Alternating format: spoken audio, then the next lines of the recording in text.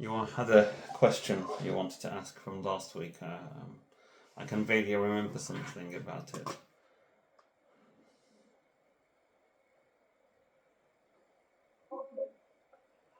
Yes, so I wanted to ask was like when you say about Islam to non-Muslims, they ask like, how are you so confident that this is the true religion, and how do you say like that there is hell, heaven definitely, and this life is temporary? How you are so confident in saying this? Yeah, okay, fine. Well, thanks for the question. Um, I think part of the answer is what we've covered so far, but what you need to establish is the source of the religion to be able to be sure about the religion and and everything in it. The true nature that there is a consequence for our actions is true for everything except uh, um, what we do, crimes we commit in this world. They are not bound by an instant reaction. Everything else in our world is. Everything else in the world is. Everything physical in this world is. Everything that we do has to have a reaction to it. The moment we push our foot on the ground, there's something called ground reactive forces that push back in equal amount of force. This is the nature of the world, and the only thing excluded from that is our actions as human beings. They can either be we can either be apprehended and punished for those, but there are lots of unpunishable actions that we do, and they have zero consequence in this world, which makes it an exception from the rule. And if it's an exception from the rule, then where does this get balanced out again? When does this get balanced out again? That is the question. That is the whole idea of the Day of Judgment. Is that it is the only place where everything is restored back to its equilibrium once more is on the Day of Judgment. So if you've talked badly behind someone's back, yes, if you have this is not something punishable, is it? Yes, if you have accused someone in their honor, accused someone, etc., there is no consequences for this. There is no consequence for this. But there will be, there shall be, there has to be, yes. Otherwise, the rules, the fixed rules that we would live in this world, physics would not exist, chemistry wouldn't exist either as a science, because it deals with the action and the reaction to the action. So which makes it doesn't make us in any way special. It makes us in a way that this is not the place for it to be rewarded. It's not. The other question that you asked about why is it that we trust this religion? Because it is a religion that is. All we need to establish is whom sent this religion to us, whom sent this book to us, what evidence and what that we've covered is that it is from this source. And the moment we establish that, then everything else in the book we trust. It's not a continuous state of auditing and assessment. It is, do I know that this book comes from the creator? Yes, due to this and this and this and this evidence. Okay, well, based on that, then everything in it should be followed and should be in perfect harmony. Just like this world is, just like this creation is in perfect harmony. And one of the things that we're going to cover today is one of the rules that he's given us in this book that shows the perfect harmony of society. And I think it's a good entry to this lesson. So far, for those that haven't joined us before, we have covered why do we believe in God, what is the evidence we have from this world, and then after that, Why was the Quran sent to us? Why do we have a final prophet? What are the characteristics then of a final prophet to be sent to humanity? What kind of miracles would he carry with those miracles specific to him, sallallahu alaihi wasallam, or to all humanity that carries that afterwards? Um,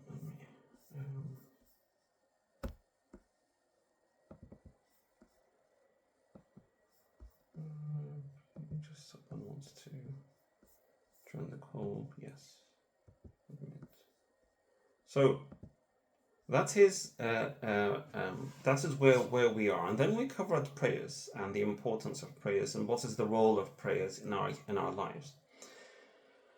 And we said that prayers and this next pillar are the two always connected and repeatedly mentioned in the book, in the Quran. So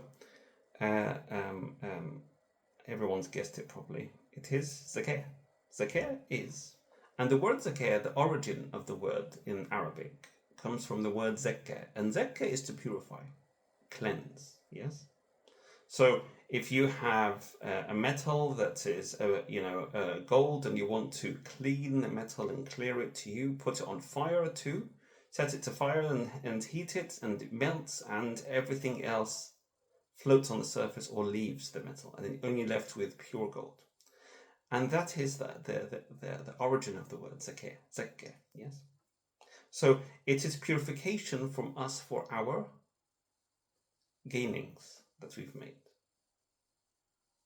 That is the source of the word.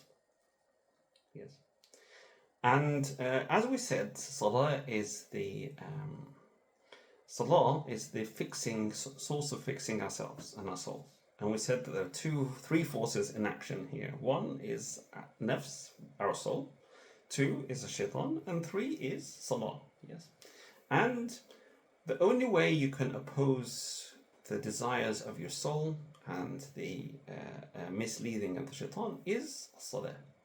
Without it, yes, then you are expected to be, instead of that rope that you're walking through in the darkness is kept tight, yes, it becomes loose, and you start following whatever path that you think is correct and suitable. So it is the only tether that's keeping you keeping us on the righteous path, which brings us then to zakah. So let's look at the economy as a whole. Let's look at the world economy for a second. So the world has tried many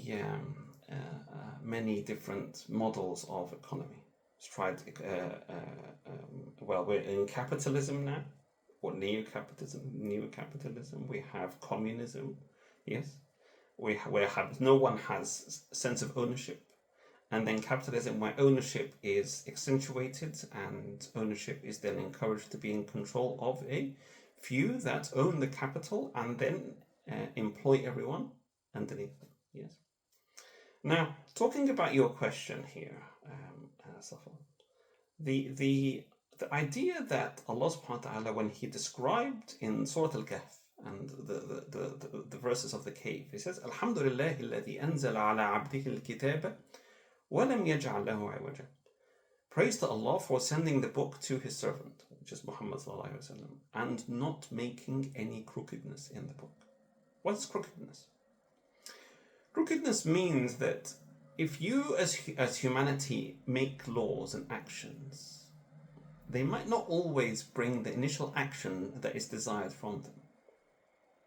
And you're all familiar. So if you say that tomorrow morning there is a law that's coming out and it's going to guide human behavior in a certain way, that is not, there is many potentials here. It might either guide it the way you want or change the behavior altogether and bring a negative impact back.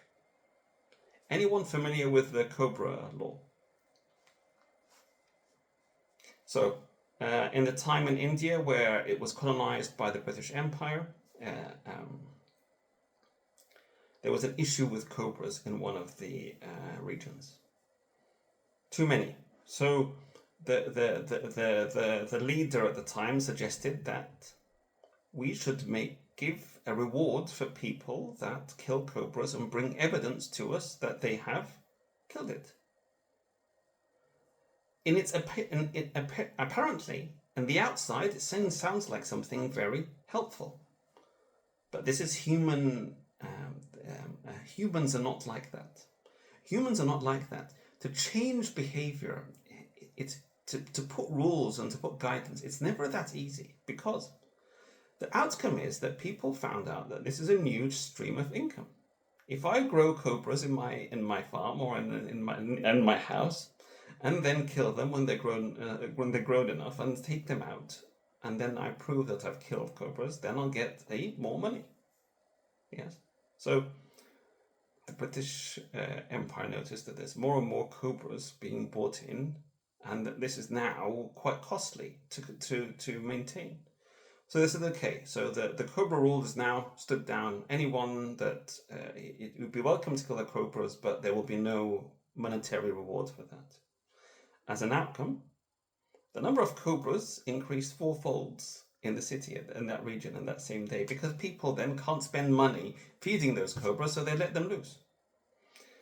And this is a classic example of human or contemporary rules, that if you ask people to do something, assuming that that is the outcome that you believe will have, it's not the truth. And that brings us to, why is Zakat so important? Why is Zakat so important? What is it that it is going to sort out and help the economy with that tax won't help with? Yes. So, back to the roles and the models of economy. What's the biggest issue with capitalism currently? What's the biggest issue with that? The amount of money controlled by a group, the group is getting more and more select. So initially you'd say it started with 10% of the society that owned the capital, and 90% were in need of being employed by those 10%. But as things progress, what happens is that percentage reduces from 10% to 8%, and then mergers and acquisitions and hostile acquisitions, or going bankrupt, yes, going smaller and smaller and smaller and smaller, until only 1% of the world owns the equivalent of the whole of the equivalent of the population. So 99% of the population, yes, work for the 1% of the population. So money is not being, value is not being shared. It's not. On the other hand, it is being monopolized by a small group. So how can money flow from one social rank to the next? Well, it's not, is it? It's not. So there is no way that money can, or value can find its way to trickle from very rich to upper middle class to lower middle class to poor to, yes. There's no way. There is no way for there's no holes in the net. There's no holes in the net. Yes. As a result, there are certain groups that are getting poorer, and in opposition, a certain group are getting richer, which is creating certain level of envy and anger between different social ranks. So, what does Zakat come to do? So, Zakat has got many ways. Zakat for the regular person, yes, like me and yourself, yes. The idea is that whenever you have money that surpasses a certain limit, and the limit is around a few grams of gold, yeah, and not many, around 36 grams of gold. And this money or this wealth that you attain stays with you beyond a year's time, which means you are sufficiently managing your life without this money. And this money is excess to you. and your family for a whole year, which means clearly you haven't touched it, then 2.5%, a quarter of the tenth, which is 2.5%, is sent to zakat. That's for you and me. What about merchants? Merchants, or there is a zakat for merchandise, yes, which follows the same rule. There is zakat for gold and silver. So if you've bought bullions of gold at home or silver, you're not using those for your own to make yourself to wear as jewelry. Instead, you've bought them as a source or a method, or you don't trust banks and you want to save the money and put it in that way, then it is the rule applies to that.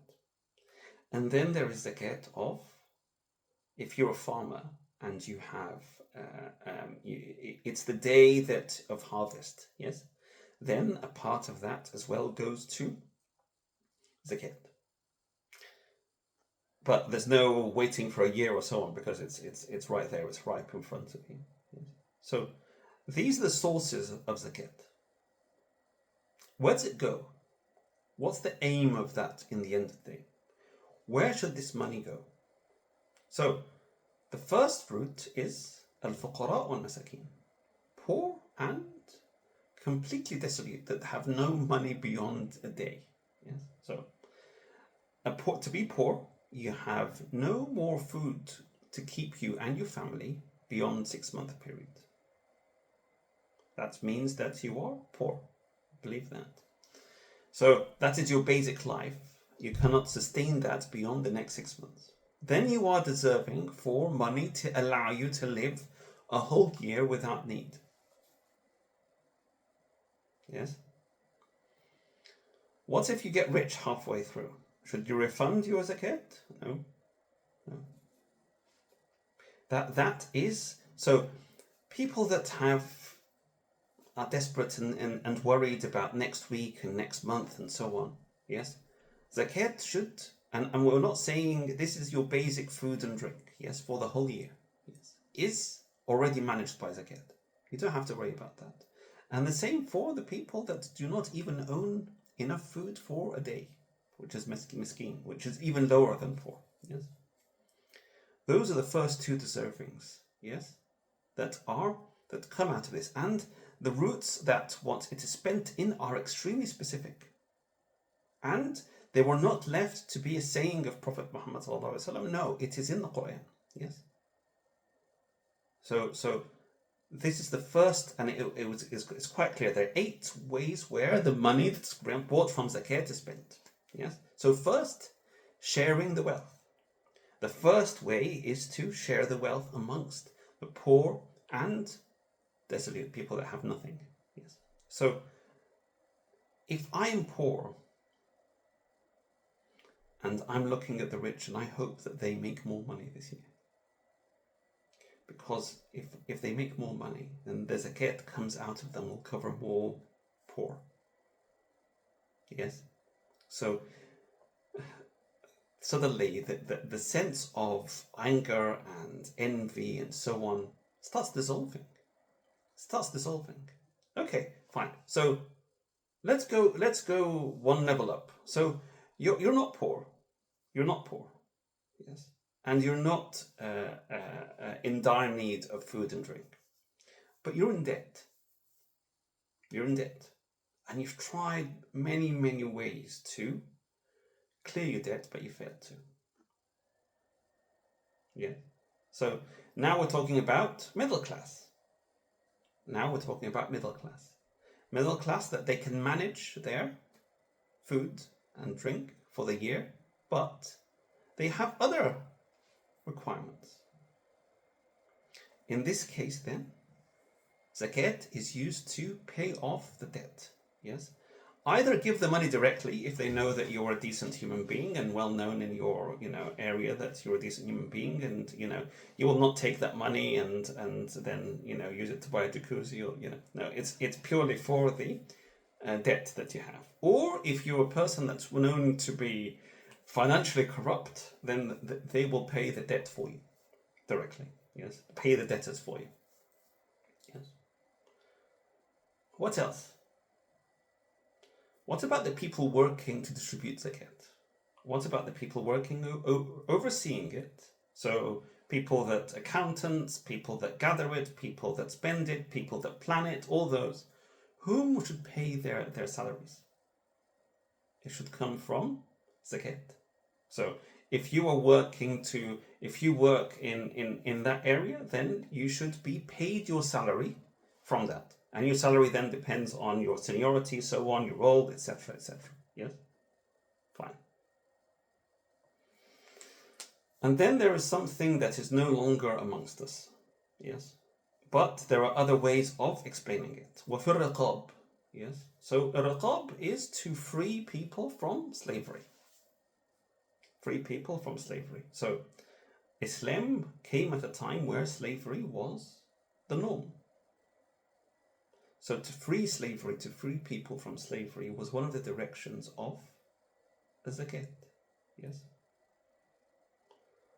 So now, whom is it? There's no one there are modern slavery, but that's not. So what to do? So you should free prisoners that are taken over by someone else, yes, by another country, etc. And you want to free them, you can pay money from the zakat to free them. Or if someone's abducted, yes, and needs a ransom to be freed, yes, those then can be paid in lieu of the original meaning of wafir al-riqab. So to free any person's neck, basically, yes. Free them, yes, and this then applies to people that have been imprisoned or people that are abducted, etc. Yes, and then the fifth kind are people that are lost. Yes, people that are lost. So if you traveling to go on leave on holiday, yes, and you traveled to a nice country for a vacation. And while you're on vacation, all your money was stolen, and your phone was stolen. Yes, and there's no means or no one back home that can help you from that side. So you're stuck in that country, can't leave. Yes, even if you're rich and wealthy on the other side of the world, yes, you are still in this country very poor. So if you need to leave, yes, if you have to leave, then zakat should be paying for your clearance. So that you should book him a ticket and give him money so they can reach back his country once more. Yes? Has anyone heard in the middle here that we're talking about zakat is made to build mosques? It's not.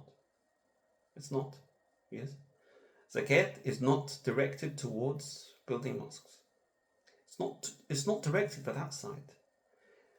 The idea is that Islam is made to address real human needs and real human desires. Yes, it's not made to make big. The money that's taken from the zakat is used to make golden walls in the mosque, and no, it's not. That's not the source of it. It's not. That's not the direction it should be going. This is purely directed for dissolving the barriers between different social ranks, so that people feel that they have a, when you talk about social welfare, this is social welfare, but social welfare in a way that's directed towards all groups. Yes. So who else? Yes. وَالْمُؤَلَّفَةُ قُلُوبُهُمْ. Yes. Is pay madrasa? No. We'll come to that point in the end, and there are two different interpretations of that. Yes. So المؤلفة قلوبهم. المؤلفة قلوبهم means whom? People that have recently joined Islam, or people that are on the fence. Yes, and sometimes need this money to push push things towards Islam. Yes, towards joining Islam. People, when they join Islam, Yes, they've just said the Shahada. Faith has not yet trickled into their heart. Yes, there's a great difference between faith and Islam. So Islam is that I state that there is no God but God, Muhammad is a prophet, and start performing the pillars of Islam. Does that mean that I have faith? No, no. It means that I have entered the first barrier, which is Islam. Faith then, Allah subhanahu wa ta'ala, وَقَالَتِ الْأَعْرَابُ آمَنَّا قُلْ لَا تُؤْمِنُوا قُلْ لَمْ تُؤْمِنُوا وَلَكِنْ قُولُوا أَسْلَمْنَا وَلَمَّا يُدْخِلِ اللَّهُ الْإِيمَانُ فِي قُلُوبِكُمْ. People that initially joined Islam at the time, from the Bedouins, they said, well, we're people of faith now. I said, no. Allah subhanahu wa ta'ala is telling them, no, you are. Say you have now become Muslims. And Allah then will gradually bring faith into your heart. So we're talking about people that have joined Islam. But still they are, or people that are about to join it, yes. And they're still on the fence. Then even Rasulullah sallallahu alaihi wasallam, the Prophet did pay people from that money, from that zakat, yes. And for instance, Abu Sufyan, yes, who was new to Islam, yeah. Rasulullah sallallahu alaihi wasallam paid him more than 100 camels at the time, yes. Even the people of Medina at the time that had supported him and cared for him started becoming a bit jealous, like, so you're paying your people and we're the ones that supported you, yes. So this is a long story, but this is one of the ways of zakat. Yes, that people that, so this is then made for, if everything else is covered, because there are the four main ones are the four main ones directed to dissolving barriers, social barriers, not dissolving them completely, but making the sharing of money possible between people, while everyone still preserves their own ownership. So it's not communism, it's not capitalism. It's social welfare, and social welfare from a point of not compulsory pay, but from a point of willingly paying. I am not being forced by anyone to pay this money. Allah above 7 heavens has asked me, the creator of the heavens and the earth has given me this money and asked me to pay this if I have reach this limit. So there is no tax person above my head asking me if you don't pay this. No, this is between you and Allah subhanahu wa ta'ala. If you pay it, you pay it. If you don't, no one's going to be forcing you to. So this is, it's coming out of the hands of the rich and the hands of the capable with I'm pleased to do it. I'm pleased to do it. I'm honored to do it. Yes. I'm not forced to. It's a great difference. So when you see the poor happy, when you see people that were in debt, their debt cleared, and you see, well, you know what? I'm very happy for them that I could make that contribution. So you can see the difference here. The rich aren't angry that they're paying this. They're not angry. Some of the companions would put their money in perfume or aftershave before handing over to the poor, because they knew, it says this money lands in the hands of Allah subhanahu wa ta'ala before the hands of the poor. You can see what kind of, when we say that we're so proud of Islam, it's not because we're saying that we are prejudiced, that we believe that we're more superior. No, not at all. No. It's the complete opposite.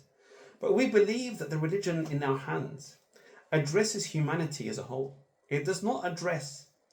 You're not putting this money in a plate so that you don't know where this money is going. Imagine if you paid zakat and you didn't know where it's going.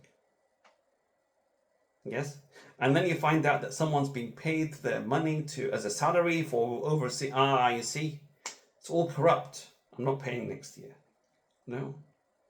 Allah has given us very clear, when you're paying the money, you know exactly where it's going. You know exactly whom it's going to be paid to. Yes? This is a major influence on how people react. Honestly, if you're paying this money blindly, Allah subhanahu wa ta'ala said, take from them zakat, yes, and that's it, because I've ordered so. How would that feel? Yes, you would still pay it, of course. Saban wa ta'a, yes, of course, Allah subhanahu wa ta'ala, you've ordered something, we will do it. But no, he made it so clear so that when you're paying the zakat, yes, you are 100% comfortable of the outcome of it. This is where it's going to go. Yes. So people that have been stranded in natural disasters, yes, do they not fall under Ibn Sabil? Yes, they do. Yes. Do they not fall under fuqara and under poor? Yes, they do. Do they not fall under the band of desolate? Yes, they do. So suddenly you are deserving zakat in different ways. Yes. So that's for natural disasters. Okay, fine. Whom else? وَفِي سَبِيلِ اللَّهِ, for the sake of Allah. And that has been translated into two ways. Some people have gone and said فِي سَبِيلِ اللَّهِ, which means all good deeds then. Yes? For the sake of Allah. In all good deeds, yes? All good deeds, which is building hospitals, schools, teach people, etc. Yes? And there have been many Muslim clerics that have translated it that way. Yes? While others have gone through that it is only allowed as a military budget to defend the country or the nation. Yes? So to buy the weapons, to buy the swords, to buy the guns, to buy so on and so forth. So part of the military budget of the country would be coming from a zakat. Yes? So defending yourself, defending the weak, defending the other nations that are facing injustice, etc. Yes, this is the other translation of this. So it's either or both. Yes. So the question is, can it be used for schools? Yes, there are people that are saying that. وَفِي سَبِيلِ اللَّهِ, so for the sake of actions, for the sake of Allah. Yes. In this case, then it will be hospitals, be schools, things that would help the community. And others say no, it is mainly pure to defend the people of that country or that nation. Yeah, so it goes into the defense budget of that country. So this is zakat. This is zakat. So the question is, should there be taxes with, I got asked this question before, should there be taxes when people are paying zakat? Yes, there should be. If this is left to the leader of the country, because taxes are used for many other sources, yes, to fix roads, to provide healthcare, to provide welfare, well, not welfare in this case, well, healthcare, etc., etc., then yes, there is extra payments for that case to attend to other things. But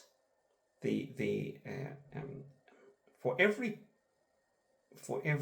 group of poor people, for every 10 poor people, there is one rich person that's not paying their zakat. It's not one rich person that's paying their zakat. So next time when you go in the when I go back to Egypt and I see, well, there are clearly people that aren't paying it. If they were paying it, there wouldn't be poor people in the street begging. They wouldn't. Why would you beg if you have enough food for a year at home? Now, there are other kinds of zakat that are specifically for certain occasions. Anyone know what they are? This is a question. You do it every year in certain time after Ramadan. Zakat al-Fitr. Zakat al-Fitr. So, after you've been spending 30 days fasting, yes, how to purify this fasting? So if you've sworn or shouted or so on, yes, then Zakat al-Fitr is there too. You pay it from that side, yes. So everyone pays it, so that the poor then get this feeling that they can give as well at that day. Yes, they can give as well on that day. It's not only it's what, it's £5 per person. It's £5 per person, equivalent to some rice or grain. Yes, rice and grain. Yes, equivalent to £5 of that, or £5 directly money. Yes, either or. So this is then that even the poor and the people that are in need completely and have nothing on that day, they feel that they as well have the pleasure of giving, have the pleasure of sharing. This is the religion that we have. This is the religion. This is the rule that Allah subhanahu wa ta'ala put as a book to all humanity to guide us with. While the rich are encouraged to get richer, there's nothing against that. Yes. Do not make the poor poorer in this process. This is not the goal at the end of the day. The goal is to make, while you're trying to be richer yourself, be sure that some of this riches will be handed over to the people that need it. And it's not compulsory. It's not a charity dinner where you go and spend £5,000 or £10,000 in front of a whole group of people. Yes, and take a photo and say, well, yesterday I was in a charity event on LinkedIn. Yeah, no, that's not the idea. In tubdu sadaqat fana'im mahi. Yes, if you show and expose that you're paying, yes, your zakat, then that is fine. Yes, but if you hide it, yes, and give it to the poor, yes, this is higher in level. In Islam, this is a higher rank. Yes. So hiding your zakat. It's not that well, come on here. Yes, can the TV? Yes, I am a millionaire or a billionaire. I'm paying 2.5 million of my money this year and so on. And please, no. The companions and the followers of the companions that came after them would hide at night and send this money, and pay this money. They wanted to avoid hypocrisy at all cost. Yes, because suddenly they would get mixed feelings of arrogance and pride and so on. And look at me, I'm so rich and I'm so capable, and no. It's not an event every year where people, no. It's simply, you sit down once a year, go through your accounts and say, well, this amount of money has stayed beyond the limit. And the limit isn't high, actually. The limit's quite simple. If you have more than £680 or something, then you can pay zakat every year. Yes, for the money that stayed with your account for more than 1 year. What if it hasn't? What if it's reduced by £10, £20? You're not due zakat. You might, on the other hand, be due to receive it. Yes, you might be one of the people due to receive it. One of the other questions people ask in zakat: can I give zakat to family members? Yes, you can. You can give it to family members. Yes. If they are one of those 8 groups, then you can give it to them. Yes, but be gentle with them. Don't be kind of don't tell them, by the way, this is my zakat for the year, and I'm so rich and you're so poor, so I'm giving you. No, it's not like that. Yes. So in the Quran, Allah subhanahu wa ta'ala has raised the value of the prophets, and He's raised their value by mentioning their name in the book. In the book that many of humanity will recite it till the Day of Judgment. And in it is the name of Ismail alayhi salam. Yes, وَذْكُرْ فِي الْكِتَابِ, and mention in the name in the book Ismail. Ismail is the son of Ibrahim alayhi salam from another wife. Yes, وَذْكُرْ فِي الْكِتَابِ إسماعيل إِنَّهُ كَانَ صَادِقَ الْوَعْدِ وَكَانَ صَدِّيقًا نَبِيًّا. Yes, so he was a man that always honored his word. Yes, and he was a prophet, truthful prophet. Yes, وكان يأمر أهله بالصلاة والزكاة وكان عند ربه مرضيا. Yes. So he ordered his people, he guided his people towards zakat and prayers. And for that reason he was, yes, Allah was immensely pleased with him. And another verses on the other two sons of Ibrahim alayhi salam. Yes. وأوحينا إليهم فعل الخيرات وإقام الصلاة وإيتاء الزكاة وكانوا لنا عابدين. In Surah Al-Anbiya, in the verses of and the Surah the Prophets. Yes, Allah is describing the two other sons of Ibrahim, which are who? Very interactive session today. Ishaq wa Yaqub. Yes, Isaac and Jacob. Or Israel. Yes, his other name. That Allah subhanahu wa ta'ala had guided them towards doing good deeds, yes. And from them, yes, was iqam as-salah, so raising the value of prayers, wa ita' az-zakah, and giving zakah, yes. So they're always mentioned together, yes, they're always mentioned together. And when Allah subhanahu wa ta'ala describes people after death, yes, people that Allah subhanahu wa ta'ala describes that they are regretting their situation. They are regretting their situation. Yes? What's the first thing they say? What's the first good deed they say? فَأَصَّدَّقْ وَأَكُمْ مِنَ الصَّالِحِينَ. That I will pay sadaqah and zakat. Yes? Charity. Yes? And be one of the good and perform other good deeds. Yes? So, zakat is compulsory. Anything else you want to pay charity above that is called sadaqah. Yes? Sadaqah is beyond that. Yes? So not only are you... someone's asking a question. Can you ask the question? Can't read it. Sorry, I got my phone over the screen. So. What about giving zakat to charity organizations?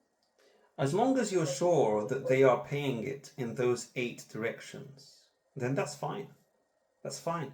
It's hard to, if you know people that are directly deserving of this zakah, then hand it over to them. Yes? Then hand it over to them. Because you're sure that it will reach them. However, if you don't, then zakat organizations are there, and a lot of them are immensely honest with where they pay the money. Yes, so it's either or. It's not an issue from that side. So we're now in the third pillar of Islam. Yes, we're 2 pillars away to become to revise our Islam. Yes, so until now we have Shahada, stating no God but God and Muhammad is Prophet, and we covered last 2 lessons, Salah, the value, the reason, and the methodology, and today is Zakat. Yes. Next, inshallah, will be Siyam. Yes, and finally will be pilgrimage. And then it's up to you what you want to be covered after that, inshallah. وأقول قولي هذا وأستغفر الله لي ولكم. If there's any questions, I'm happy to hang around. Otherwise, you're welcome to leave. جزاكم الله خير.